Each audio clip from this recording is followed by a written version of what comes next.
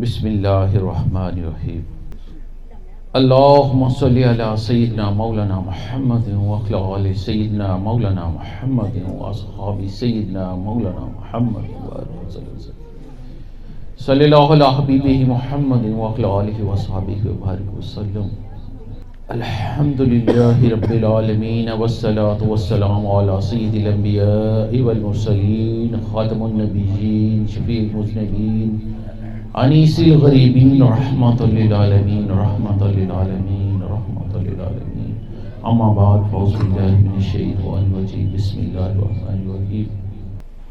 آج ہمیں انشاءاللہ تعالی اللہ تعالیٰ کی فضل و کرم، میرے آقا کریم حضور پر نور مکی مدنی عربی صلی اللہ علیہ وآلہ وسلم کی محبت اور میرے بڑے ہی پیارے مرشد کریم حضور صوفی باصفا بشیر احمد صاحب نقشبندی المعروف لالا جی سرکار، اللہ تعالیٰ ان کے درجات بلند فرمائے آمین، اور ہزار ہا کروڑ ہا رحمتیں ان پر نازل فرمائے۔ کس نیستاں تامرا بابری داند از نفیرم مرد و زن نالی داند، سینہ خواہم شر شر از فراق، سینہ خواہم شر شر از فراق، تاب گوئیم شر درد اشتیاق۔ سبحان اللہ۔ ہر کسے کو دور ماند از اصل خویش، باز جوید روزگار وصل خویش۔ من بہر جمیت نالا شدم، جب تو خوشحالاں و بدحالاں شدم۔ ہر کسی از زن خود شد یار من، بس درون من نجست اسرار من۔ سر من از نالۂ من دور نیست، سر من از نالۂ من دور نیست، لیک چشم و گوش را آنور نیست۔ تنز و جان جان و تن مستور نیست، لیک از ہر دیدہ جان دستور نیست۔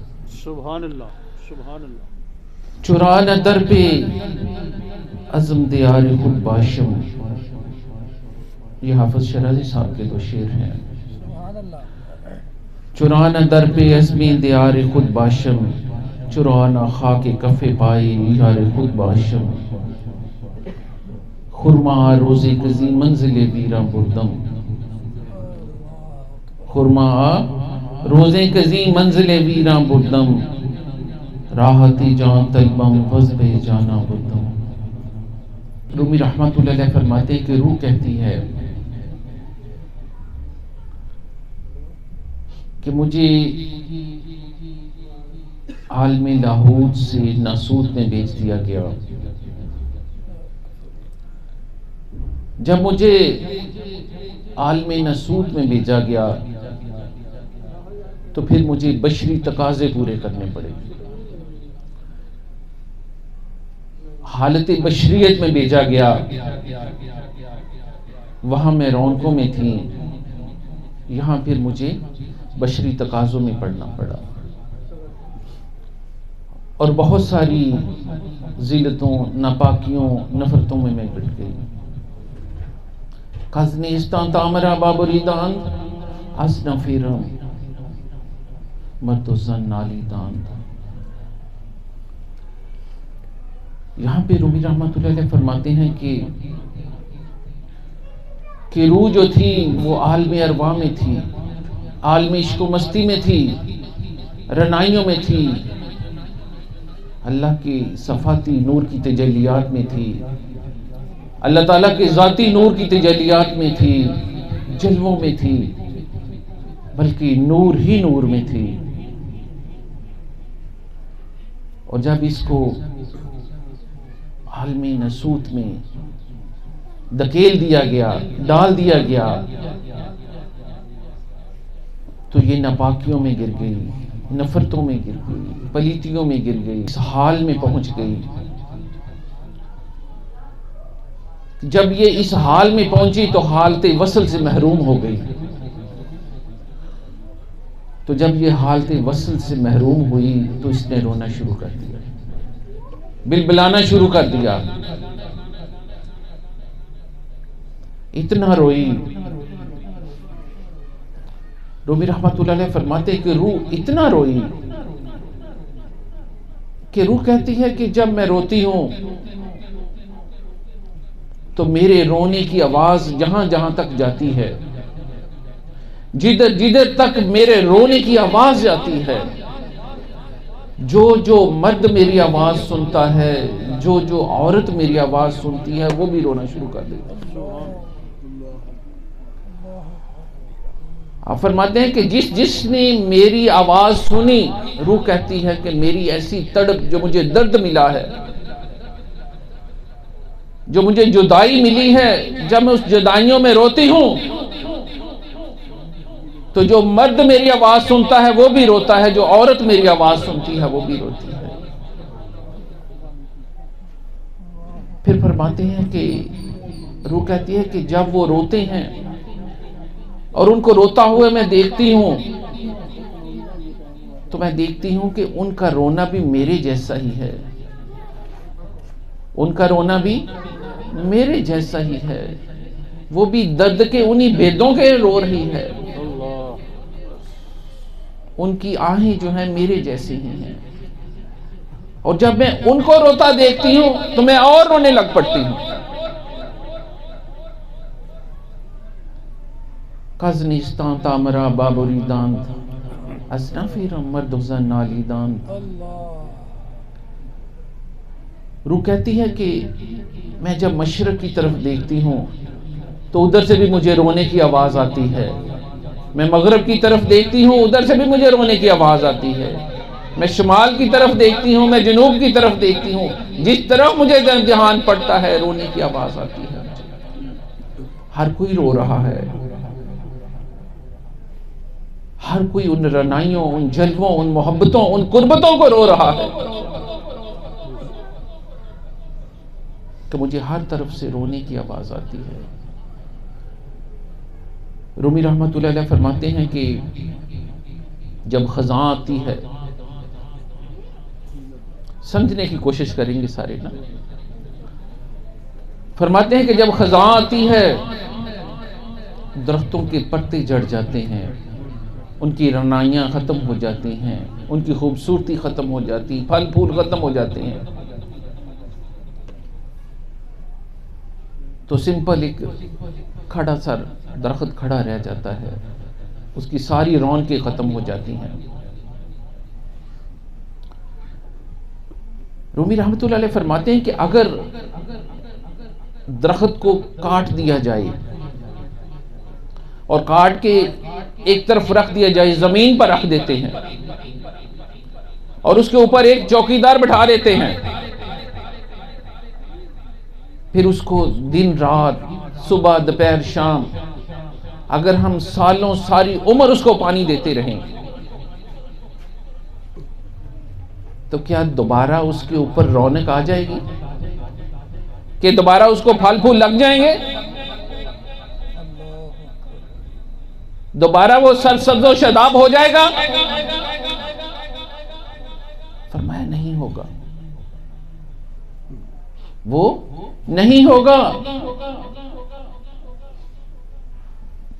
اور جو درخت چاہے اس کے اوپر سے ہر چیز اتر گئی ہے، خزاں نے سب کچھ اس کا چھین لیا ہے، لیکن وہ اپنی اصل سے کٹا نہیں ہے۔ اس کی اصل کیا ہے؟ زمین جس کے ساتھ وہ جڑا ہوا ہے۔ فرمایا وہ اپنی اصل سے کٹا نہیں ہے۔ ہوا کا ہلکا سا جھونکا آیا، بہار کا ہلکا سا جھونکا آیا تو پھر اس کو سرسبز و شاداب کر دے گا۔ سبحان اللہ، سبحان اللہ، ماشاءاللہ، ماشاءاللہ۔ لیکن فرمایا جو اپنے اصل سے کٹ گیا، روح کہتی ہے کہ میں اندھیروں میں آ گئی ہوں، پلیتکیوں میں آ گئی، نفرتوں میں آ گئی ہوں، لیکن میں اپنی اصل سے نہیں کٹی ہوں، میں اپنی اصل کے ساتھ جڑی ہوئی ہوں۔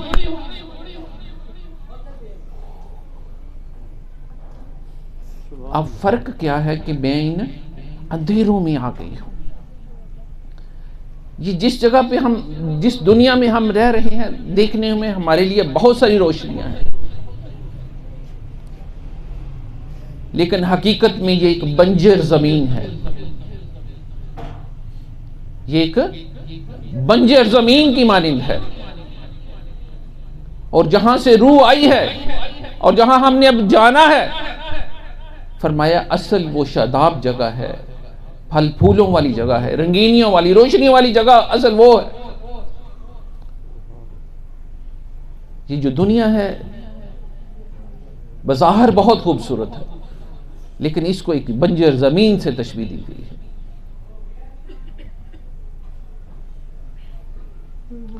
یہاں پہ رومی رحمۃ اللہ علیہ فرماتے ہیں کہ کبھی سورج کو دیکھا ہے؟ سورج اللہ کا ایک نور ہے، چاند بھی نور ہے، ستارے بھی نور ہیں، اگر غور کریں تو سب نور ہے۔ سورج، آپ اگر ایک آئینہ رکھیں اپنے پاس اور اس کو سورج کی طرف کریں تو تھوڑا سا خیال کریں کہ سورج ایسے محسوس ہوگا جیسے آئینے میں اتر آیا ہے۔ سورج آئینے میں اتر آتا ہے، یہ نہیں کہ وہ ایک آئینے میں اترے گا، بلکہ کروڑ آئینے بھی اگر اس کے سامنے ہر بندہ پکڑ کے بیٹھ جائے، ہر آئینے میں سورج اتر آئے گا کہ نہیں اترے گا؟ اتر آئے گا سورج، وہ اللہ کا نور ہے، وہ ہر آئینے میں اتر آئے گا۔ اگر اس آئینے کو زمین میں پوست کر دیں، اس کے اوپر مٹی ڈال دیں یا میل کچیل اس آئینے کے اوپر آ جائے تو کیا سورج کا عکس وہاں سے نظر آئے گا؟ نہیں نظر آئے گا۔ تو کب تک نظر نہیں آئے گا؟ جب تک کہ ہم اس کو زمین سے نہیں نکالیں گے، جب تک اس کو مٹی صاف نہیں کریں گے، جب تک جو اس کے اوپر میل کچیل گندگی آ گئی ہے شیشے کے اوپر، آئینے کے اوپر، جب تک اس کو صاف نہیں کریں گے سورج کا عکس وہاں تک نہیں آئے گا۔ سورج کا نور وہاں آئینے سے ہمیں دکھائی نہیں دے گا۔ یہاں ایک اور خوبصورت بات بتاؤں کہ سورج چاہے جتنی بھی طاقت رکھتا ہے، وہ بالکل آئینے کے قریب بھی آ جائے، لیکن آئینہ صاف نہ ہو تو اس کے اندر نہیں جا سکتا، اس کا عکس نظر نہیں آ سکتا۔ اور دوسری بات یہ کہ آئینہ خود کو صاف بھی نہیں کر سکتا۔ سمجھنے والی بات یہ ہے کہ آئینہ یہ پڑا ہوا ہے، آئینہ خود کو صاف بھی نہیں کر سکتا۔ اب سورج تو دے رہا ہے، آئینہ پڑا ہے، گندا ہے، وہ خود کو صاف نہیں کر سکتا۔ اس کو صاف کرنے کے لیے کیا ہے؟ کسی کی ضرورت ہے۔ جب تو کوئی اس کو پکڑ کے صاف نہیں کرے گا وہ صاف نہیں ہوگا۔ تو رومی رحمت اللہ علیہ یہاں پر ایک بات سمجھانے کی کوشش کر رہے ہیں۔ آپ فرماتے ہیں کہ ایک آئینے کو صاف کرنے کے لیے کسی کی ضرورت ہے۔ فرمایا یہ بندے تیرے کبھی غور کیا تیرے دل کے اوپر بھی کتنی غلاظتیں، پلیتگیاں، نفرتیں، کتنی رعونتیں، کتنا گندا ہو چکا ہے تمہارا نفسانی خواہشات کے لیے تمہارا دل کتنا گندا ہو چکا ہے۔ جب ایک گندے آئینے کے اوپر سورج کی شعاعیں نہیں پڑتی تو تیرے گندے دل کے اوپر اللہ کا نور کیسے آ سکتا ہے؟ اللہ اکبر۔ فرمایا تیرے اس گندے دل کے اوپر جس میں نفسانی خواہشات سے بھرا ہوا ہے، اس گندے دل کے اوپر اللہ کا نور کیسے آ سکتا ہے؟ تو جب تک اس گندے کو دھو گے نہیں، صاف نہیں کرو گے تو اللہ کا نور کیسے آئے گا؟ اور دوسری بات یہ کہ جب آئینہ خود کو صاف نہیں کر سکتا تو اے بندے تو اس کو کیسے دھو سکتا ہے؟ یہ تو اندر ہے، اس کو تو کاٹنا پڑے گا، کاٹ کے نکال کے پھر اس کو صاف کرنا پڑے گا۔ تو کیسے صاف کرے گا؟ تیرے پاس تو وہ طاقت ہی نہیں، ہمت ہی نہیں ہے، تجھے وہ طریقہ ہی نہیں آتا جس طرح یہ دل صاف ہوتا ہے۔ کیا بات، کیا بات، بہت خوبصورت بات. تو فرمایا اس کو بھی تو کسی سے صاف کرواؤ نا. اللہ اکبر، اللہ اکبر. جب آئینے کو صاف کرنے کے لیے کسی کی ضرورت ہے تو اس گندے دل کو بھی صاف کرنے کے لیے کسی کی ضرورت ہے. اللہ اکبر. نگاہ ولی میں وہ تاثیر. کسی تیسرے شخص کی ضرورت ہے جو پکڑ کے آپ کا سینہ صاف کر دے، دل صاف کر دے، تاکہ اللہ کا نور اس میں آ جائے. سبحان اللہ، سبحان اللہ، سبحان اللہ. یہ گھر اس کا ہی ہے، یہ گھر والے کا ہے، ہمارا گھر نہیں ہے، گھر والے کا گھر ہے. گھر والے کا گھر ہے. لیکن جب تک اس کو صاف نہیں کرو گے، جھاڑو نہیں دو گے، ترونکا نہیں پانی کا لگاؤ گے، اس کو صاف ستھرا خوشبو والا نہیں کرو گے تو وہ کیسے آئے گا؟ اللہ اکبر، اللہ اکبر. تو جب تک کسی مرد کلندر کے سامنے نہیں بیٹھو گے اللہ اکبر، سبحان اللہ، تو یہ صاف نہیں ہوگا. جیوے جیوے جیوے جیوے جیوے جیوے. سبحان اللہ. سیدہ خواہم شر شراز فراق تاب گوئم شر درد اشتیاق. یہاں پہ روح کہتی ہے کہ میں ایک ایسا سینہ چاہتی ہوں، میں ایک ایسا سینہ چاہتی ہوں جو فراق سے، جو ہجر سے تار تار ہو چکا ہو، سوراخ سوراخ ہو چکا ہو، جس میں وہ جدائیاں ہو، وہ درد ہو. ہر سینے میں تو درد نہیں ہے، ہر سینے میں وہ درد نہیں ہے، ہر سینے میں وہ عشق و محبت نہیں ہے، ہر سینہ اللہ تعالیٰ کی ذات کے پاس سے وہ درد لے کر نہیں آیا. کیا بات. فرمایا مجھے وہ سینہ چاہیے جس سینے کو جدائیوں سے، ہجر کی جدائیوں سے، درد سے پارا پارا ہو چکا ہو، اللہ سوراخ سوراخ ہو چکا ہو، اللہ اکبر، اللہ اکبر. تاکہ میں اپنے درد کی باتیں اس کے ساتھ اس کے ساتھ کروں. سبحان اللہ. تاکہ اپنی محبت کی، اپنی جدائی کی، اس وصل کی باتیں اس کے ساتھ کروں. واہ جی واہ، کیا بات، کیا بات. مجھے وہ سینہ چاہیے. واہ. اس لیے کیا فرماتے ہیں کہ ہر آدمی کے ساتھ، کیونکہ ہر انسان وہ درد نہیں لے کر آیا، اس لیے ہر انسان کے ساتھ درد کی باتیں نہیں کی جا سکتی.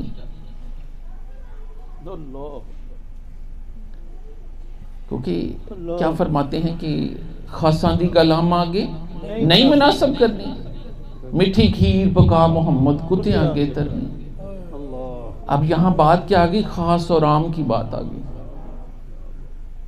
کہ جن کو درد ملا وہ خاص ہیں، جن کو درد نہیں ملا وہ عام لوگ ہیں. عام لوگوں کس کے ساتھ تشبیہ دے دی؟ جانوروں سے تشبیہ دے دی، کتے کے ساتھ تشبیہ دے دی. کس کو؟ جو صفت انسانی میں نہیں پہنچا، جس نے کوشش ہی نہیں کی.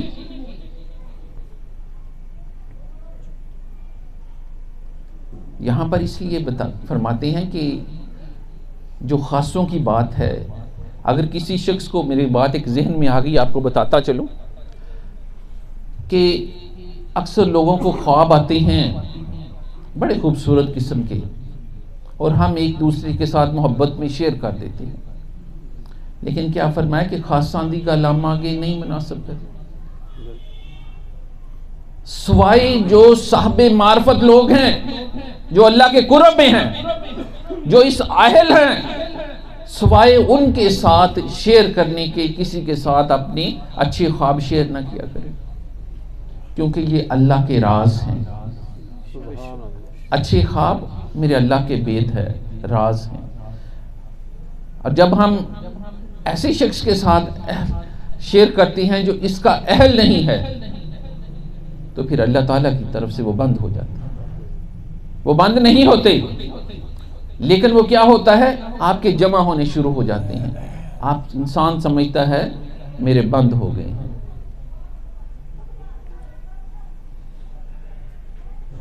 کیونکہ اللہ تعالیٰ کی ذات پھر سمجھتی ہے کہ یہ بندہ اس قابل نہیں ہے کہ اس کو میں اپنے راز دے دوں. اس لیے جو صاحب معرفت ہو صرف اس کے ساتھ بتایا کرے, اس کے ساتھ شیئر کیا کرے, باقی کسی کو بتانے کی ضرورت نہیں. تو ہم بات کر رہے تھے کہ جو درد لے کر آئی ہے, جب اللہ تعالیٰ کی بارگاہ سے یہ جو درد ملا تو کچھ ارواح سب سے پہلے بیٹھی تھی, کچھ اس کے پیچھے, کچھ اس کے پیچھے, کچھ اس کے پیچھے, کچھ اس کے پیچھے.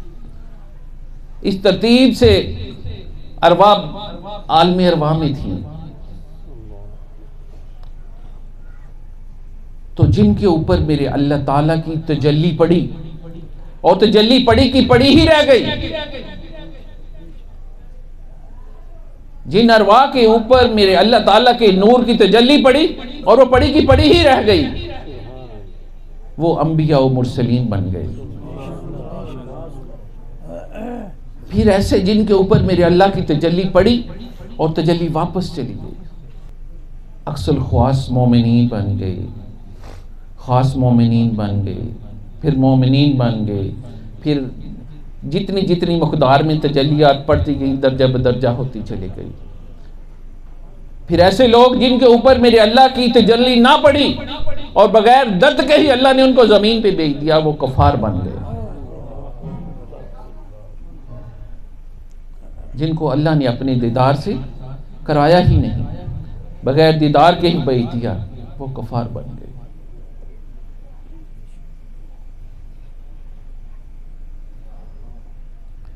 اس لیے روح کیا کہتی ہے,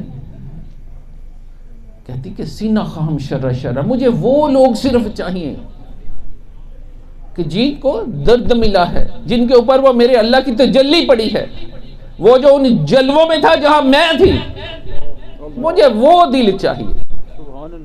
مجھے عام لوگ یہ جو ہے نا, مجھے وہ نہیں چاہیے.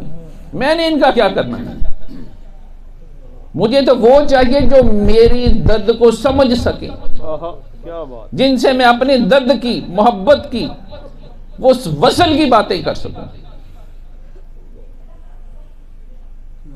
اب جب وہ تڑپتی ہے تو پھر وہ وقت تلاش کرتی ہے, وہ وصل کی حالت تلاش کرتی ہے. پھر اس کو اگر کہیں سے کوئی مد کلندر مل جاتا ہے, کوئی پیر مل جاتا ہے, کوئی رہبر رہنما مل جاتا ہے, کیونکہ اگر ہم غور کریں تھوڑا سا کہ روح جب عالم ناسوت میں آئی تو اس کے آنے کا سبب کون سی چیز بنی؟ والدین, ایک ماں اور ایک باپ, جس کی وجہ سے روح زمین پر آئی. آج ہم دیکھیں کہ والدین کے کتنے بڑے درجات ہیں, کتنے بڑے درجات ہیں, کس مقام پر ہیں والدین. لیکن اگر غور کریں تو وہ جدائی کا سبب بنے ہیں. کیا بنے ہیں؟ وہ جدائی کا سبب بنے ہیں, جس کی وجہ سے روح رو رہی ہے. جن کے اتنے بڑے مراتب ہیں جو لے کر آئے, جو جدائی کا سبب بنے. اور وہ پیر جو پھر جدائی سے ملاب تک لے جاتا ہے, اس کی کیا حالت ہوتی ہے. سبحان اللہ, سبحان اللہ, ماشاءاللہ. کہ وہ پیر, وہ جو جدائیاں تھی وہ پھر ملاب تک لے گیا, وہ پھر حالت وصل میں لے گیا. سبحان اللہ, اس کی درجات کو کہاں تک کوئی پہنچ سکتا ہے. سبحان اللہ, ماشاءاللہ. روح یہ تلاش کرتی ہے کہ مجھے ایسا رہبر رہنما مل جائے جو پھر مجھے ملاب تک لے جائے. تو ایسے میں جو پیر کامل ہے وہ اسے سلوک کی منزلیں طے کرواتا ہے, عبادت و ریاضت و بندگی کی طرف لے کے جاتا ہے. کامل مرشد نظر سے ہی پلا دیتا ہے,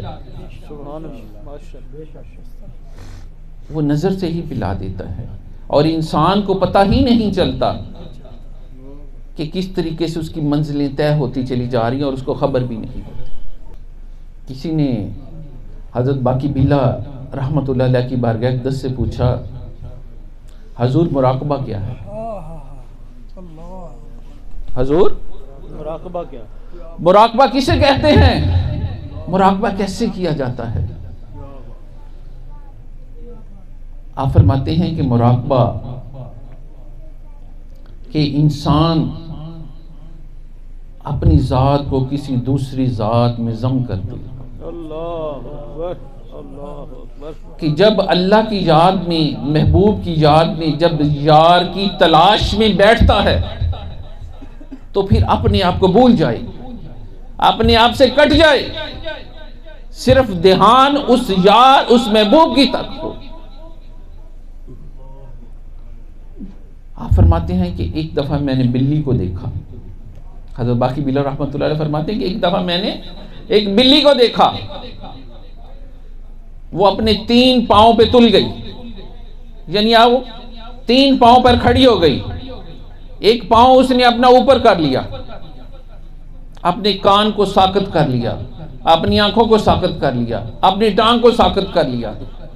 وہ اس طرح کھڑی تھی جیسے کوئی اسٹیچو کھڑا ہے، جیسے مردہ حالت میں کھڑی ہے. فرمایا کہ میں دیکھ رہا تھا کہ وہ کس حالت میں کھڑی ہے. فرمایا اس طریقے سے مراقبہ کرنا ہے کہ انسان ساکت ہو جائے. کس لیے؟ اپنے یار کے لیے، اپنے شکار کے لیے. فرماتے ہیں کہ جب بلی اس حالت میں کھڑی، جو ہی اس نے اپنے شکار کو دیکھا اس کے اوپر جھپٹ پڑی. فرمایا جب تک اس حالت میں نہیں جاؤ گے، اس حالت میں نہیں بیٹھو گے تو شکار کیسے کرو گے؟ اس یار تک کیسے پہنچو گے؟ پھر فرماتے ہیں کہ اگر کوئی صوفی مراقبے میں بیٹھتا ہے یا وہ سارا دن نفسانی کاموں میں پڑا رہتا ہے، اپنے نفسوں کے پیچھے بھاگتا ہے، لوگوں کے پیچھے بھاگتا ہے، دنیا کے پیچھے بھاگتا ہے سارا دن، اور رات کو مراقبے میں بیٹھ جاتا ہے، تو رات کو بھی پھر وہ انہی کاموں، مراقبے میں بھی انہی کاموں میں لگا رہتا ہے. بیٹھتا ضرور مراقبے میں ہے. آپ فرماتے ہیں پھر اگر وہ ساری عمر کروڑ سال بھی مراقبے میں بیٹھا رہے، منزل تک نہیں پہنچ سکے.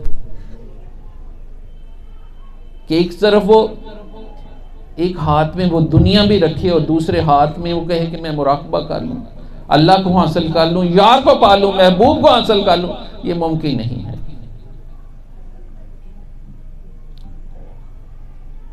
اس کے لیے کیا ہے کہ صرف اللہ سامنے ہو، یار محبوب سامنے ہو بس، اور ہر چیز سے کٹ جائے، پھر وہ اللہ کو پاتا ہے. جب تک کسی کے ہوگی نہیں تو اس کو پاؤ گے کیسے؟ کسی کو پانے سے پہلے اس کا ہونا. رمضان کا مہینہ تھا،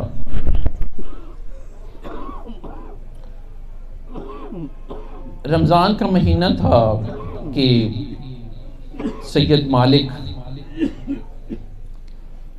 ایک مالک بازار میں گیا تو اس نے دیکھا کہ ایک خادمہ ہے.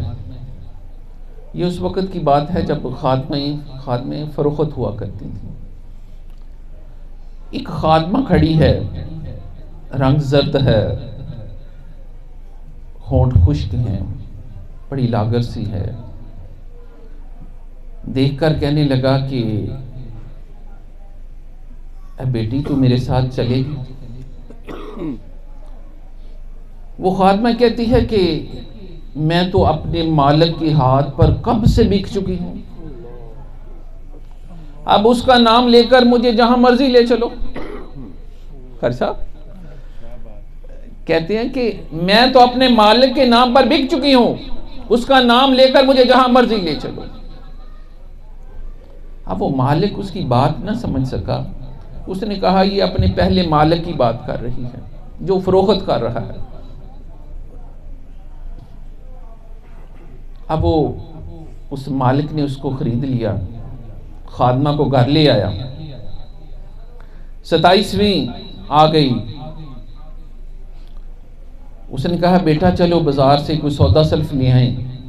27ویں رات آ گئی ہے. 3 دن رہ گئے ہیں عید کو. اب اس خادمہ کو لے کر بازار چلا گیا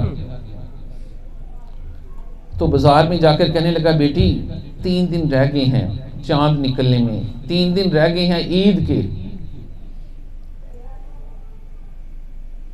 تو خادمہ کہنے لگی کہ میرے مالک, تو جن کے 3 دن بعد 30 روزے مکمل ہو جائیں گے ان کو چاند نظر آ جائے گا, ان کی عید ہو جائے گی.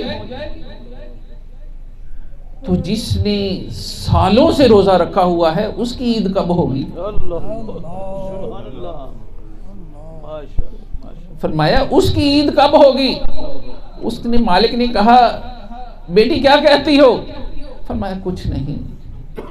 وہ اپنے آپ میں کہنے لگی کو میرا صاحب راز ملے گا, کو میرے درد کو سمجھنے والا ملے گا تو اس سے پوچھوں گی کہ میری عید کب ہوگی.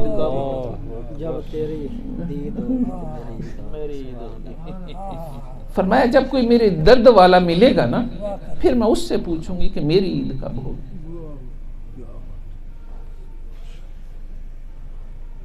تین دن گزر گئے, عید کا دن آ گیا. اس خادمہ نے کیا کیا, اچھے اچھے کھانے بنائے, دسترخوان لگا دیا اور مالکن سیدہ مالکن کے پاس چلی گئی اور کہنے لگی کہ میں نے آپ کا سٹیج سجا دیا ہے, کھانے لگ گئی ہیں, مہمان آنے والے ہیں, دسترخوان آپ کا تیار ہے, آپ کی ہر چیز ریڈی ہے, آپ اگر مجھے اجازت دیں تو میں 2 نفل پڑھ لوں. اس نے کہا جی ٹھیک ہے. اس خادمہ نے وضو کیا, جائے نماز کے اوپر کھڑی ہو گئی, قیام کیا, رکوع کیا, سجدے میں چلی گئی. سجدے میں جا کے کہتی ہے کہ یا اللہ, یا میرے مالک, ان لوگوں کے 30 روزے مکمل ہو گئے, ان کا چاند نظر آ گیا, مجھے 12 سال ہو گئے روزہ رکھے ہوئے, یا میرے مالک میرا چاند کب نظر آئے گا؟ فرماتی یا اللہ آجا تاکہ میری بھی عید ہو جائے, یا اللہ آجا میری بھی عید ہو جائے, یا میرے مالک اپنا دیدار کرا دے تاکہ میری بھی عید ہو جائے, یا میرے مالک مجھے حالت وصل میں لے جا تاکہ میری بھی عید ہو جائے. ابھی اس کے منہ پہ یہ الفاظ تھے کہ اس خادمہ کی چیخ نکل گئی. جو ہی اس خادمہ کی چیخ نکلی تو اس کے جو مالک تھے وہ بھاگتے ہوئے, مالکن اور مالک بھاگتے ہوئے وہاں پہنچے تو کیا دیکھتے ہیں کہ اس خادمہ کی روح پرواز کر چکی ہے, کہ اس خادمہ کی روح پرواز کر چکی ہے. ہر کسی کے دور ماند از اصل خویش, باز جوئے دروزگار وصل